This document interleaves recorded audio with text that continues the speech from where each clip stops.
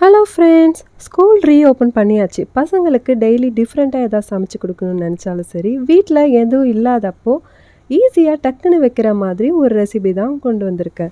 First ஒரு குக்கரில் மாங்காவை 4லேருந்து 5 whistle போட்டு வேக வச்சுக்கோங்க. நெக்ஸ்ட்டு அதில் தண்ணியை ட்ரைன் பண்ணிவிட்டு மாங்காவோட தோலை எடுத்துகிட்டு அதோட பல்ப் மட்டும் நல்லா மசிச்சு வச்சுக்கோங்க. அதில் ட்ரைன் பண்ணி வச்ச அந்த தண்ணியை சேர்த்து கலந்து வச்சுக்கோங்க.